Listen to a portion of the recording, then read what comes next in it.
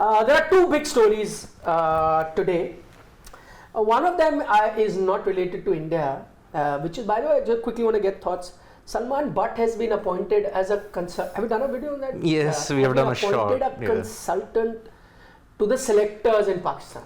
It speaks a lot. The man who was found guilty of spot fixing, who was at the helm of spot fixing, that man is now going to be selecting teams, the national team.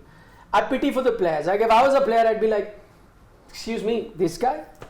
What does everyone think of it? Siddharth and I had that same exchange, little banter over like, thank God this man's not in Pakistan. Anything can happen anyway. This is very close to him being appointed, let's say, as the chief of the Anti-Corruption Bureau. Like you're actually giving him such a plum portfolio, yaar. Like the man comes with a certain tainted record, and that's the exchange that we had when this news came. Yeah. But it's a typical subcontinent trait. I mean, so many people have gotten rehabilitated in that sense. But okay, I'll tell you the difference. And I know that as soon as you point this out, people will talk about a few Indian players also that came in and there. Yeah. But I'll tell you what, there is a big difference in that. Those guys went to court. Exactly. Okay. Clean chit. And they got a clean chit in court. Yeah. Now, you and me can argue that there is a lack of law, whatever. But at the end of the day, those then become now our opinions. If you go on facts, court has given them clean chit. In the case of Amir, Salman Butt and Asif, they went to court and they were indicted by the court. They got prison term. Yeah, so they got prison. So in that case, it's there, out there. Their judgment was given. In the Indian players, if we're going to talk about a few, while the doubt still remains, but they went to court, all the evidence was presented, and due to lack of evidence, they were all given a clean chit. Technically, you cannot right now call them tainted. Technically, you and me may still say that no, there was enough proof or whatever, but then that still forms an opinion. It's not based on. It is not concrete proof. When you talk about those three players across the border, they've been convicted. Exactly. There's been proof. Exactly. No, the world knows about it. No, they got caught. Exactly. No, in a few Indian players also during the match fixing scandal of 2000, 99-2000, you could still say that a lot of them got caught and the inquiry happened and the boards decided that they will be banned for 5 years, some for life, whatever. But the fact is that a board is not a judicial authority. A board is a private entity, and based on their own inquiry, they took a decision which is fair, and they're allowed to do that. But I'm saying today, if you think one of them was a fixer, you will be entitled to think like that. I can only, and if I think that they were not because they got a clean sheet, I'll be entitled to my opinion, and we can both argue, and we both may be right or wrong. But then it's also opinion. If you are, hell-bent and you put your foot down and say that, no, I will not regard them, or let me take names. You will say, Azharuddin, one of the greatest cricketers ever to have played the sport, but you will say, under normal circumstances, if you talk about Sachin Tendulkar, Kapil Dev and all of that, you would have to put Azhar's name there. Yes. But if you say, I don't want to put because there's a taint with him, you would be right in doing that. I cannot argue with that. But if I was to say that, listen, I will count him because at the end he got a clean chit, then maybe I will also be right in that. So there's a grey area there is what I'm saying. But in the case of Salman, it was spelled out, it was done, dusted, given. And then to appoint him. I mean, he got caught in our overseas country. He had to do it there. It was in Pakistan. See, it happened in the case of Salim Malik also in 1994. But that happened in Pakistan. So the Pakistan Inquiry Committee ensured that, okay, he got a clean chit and Mark Waugh and Shane Warne were lying. That was the whole problem in it. Same in 2010. The 2010 thing was it happened in Lords. And they got caught, Southwark prison, and the News of the World investigation, it was a smoking gun for them. They just couldn't hide away from that. In the case of Azharuddin, if you look at it, Manoj Prabhakar, Ajay Jadeja, even Sreesanth, Ajit Chandila, Ankit Sawan, it happened in India, but then after a long drawn out court process of 8 to 10 years, they finally got rehabilitated. That's right, that's the difference. So now that you know this guy who was indicted, what do you make of the decision? It's Pakistan. Nothing surprising about the fact. I don't understand. They have such good names, such people who have such nice cricketing brains in their country itself. I don't know why don't they go for them and they make such decisions that nobody can understand. I think the people who are making the decision, only they know what is the reason behind it. Nobody else knows.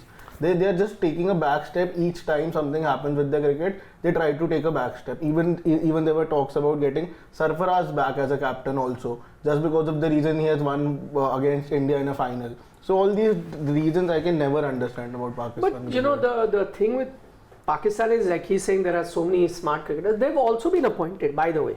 You had Misbah there, you had Yunus Khan at one point, Inzamam at one point. So they've also appointed the right people. But this is the nature of Pakistan cricket, or cricket administration rather, which is mirroring their general politics as well, or general administration of the country, which is quite similar. That it's always a case of revolving door there, no matter where.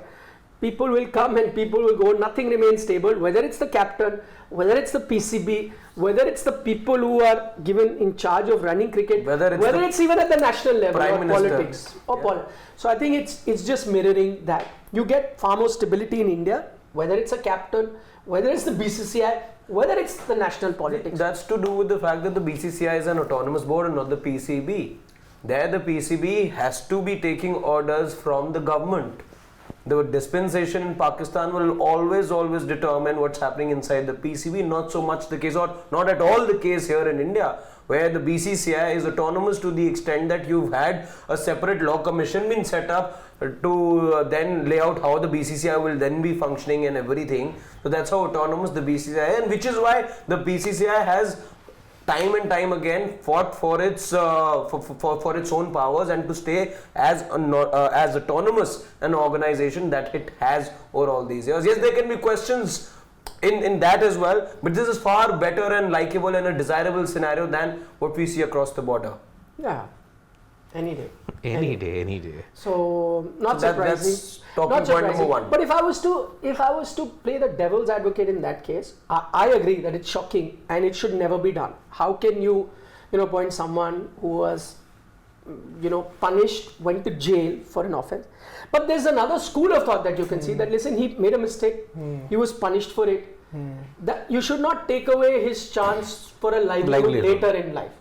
That's what normal society also does, right? Yeah. Let's say if there was there is an electrician. No, they say that jail time often is or can be as a time to reform as well, and people turn out, which is what I'm saying, differently after they get their punishment or undergo all of that. So if there is an electrician and he was caught stealing electricity illegally and he is found guilty and is punished, spends, let's say, 1 year, 2 years in jail. Again, just an example. Once he's out, you cannot not have him, if that's his skill, to go back to an electrician, and he should, in that sense, have the right to resume again, so long as then he does his job well. So if you look at it that way, by the way, I must say that one thing that I have noticed with Salman Butt is that he's a sharp cricketing brain, because sometimes I've heard his analysis on, you get these clips that come, so he's made some pertinent points. So there's no denying that. Also remember, he was a good captain at the time, and one of those rare sharp captains that Pakistan had. So he's a cricketing brain, he's an analyst. So I'm saying today, if he has reformed himself and if Pakistan feels can contribute in some way with his cricketing acumen, then maybe that's also. I mean, how grave was the crime? Grave. I mean, again, if you look at, there are far more heinous crimes where even all convicts have gotten rehabilitated also in that sense. In normal society. In that sense. Yeah. But at this point in time, it's not considered that grave an offense. 6 years. He was banned for 6 years if you look at it. For 10 years suspended, 5 years he had to be banned. Amir, outright 5-year ban. Mohammad Asif, 7-year ban. Time up. The only thing with this is, again, it's a grey area, as you earlier very correctly, I feel, mentioned as well. The only thing is, when you're looking at such roles, you're looking at role models also. And that's not a role model characteristic or a past or a legacy to have. That's the only thing. But Pakistan will have limited options as well. Let's also not forget that. They have a lot of options. They could have gone with anyone. They have got a poisoned chalice. Now, even by the way, and Imran Khan will not be accepted the same way as he was looked at, let's say, just as a cricketer. With what he's happened. He's jailed and what not. Will Imran Khan, by the people of Pakistan, be looked at the same way? It is, by the way, just the cricketing world that looks at Imran Khan a certain way. People of Pakistan are looking at Imran Khan very differently now. Yeah, they are. I know, but he also has a massive fan following as a politician, and I've seen it. True. I've seen it, especially abroad with Pakistanis who stay abroad. got a massive fan following. Everyone, supports him. But it's that typical Pakistan politics, where they'll pull the other person down. And I think he took on the mighty forces, the army in Pakistan, which is a no-no. But he had the courage to do that. Yeah. He's had to pay a price for it. But I guess, what you did see with Imran, that once his cricketing career was over. By the way, again, you have to judge a person with what his peers say. I have met so many Pakistani cricketers and had lengthy conversation with them. I can't think of anyone who played under Imran had anything negative to say about him. So it just tells you the character of that person, what a leader he was. And I can't then believe that he will not take the same traits when he is being a prime minister too. But the one good thing that he did, where nobody can really point fingers at him, one thing that you've seen with Pakistani prime minister, corruption is like a common thread that runs. Well, that's one thing that you really can't point fingers at him. And for him to have had the courage also, previously, prime ministers are okay being or playing second fiddle to the army. He had that courage to take that step and say no. Well, how it turned out is another thing. But if he went about reforming the country, then I think he was doing the right thing. Paid a price for it. Reforming a failed state, that's a long shot in that sense. Well, I agree. It's an uphill task, and everyone knew while he was doing it. It was never going to be easy. See, the army has its total stranglehold in Pakistan. That's the worst part about it. And ever since creation, where has there been the stability in Pakistan? Which government lasted a full tenure? Apart from maybe Benazir's term? Maybe. Nawaz Sharif was almost about to, but then he got involved in the coup with Pervez Musharraf. After that, after 2007, when terrorism reared its ugly head in Pakistan, what they created bit them hard. Where has there been a stable government? Hardly.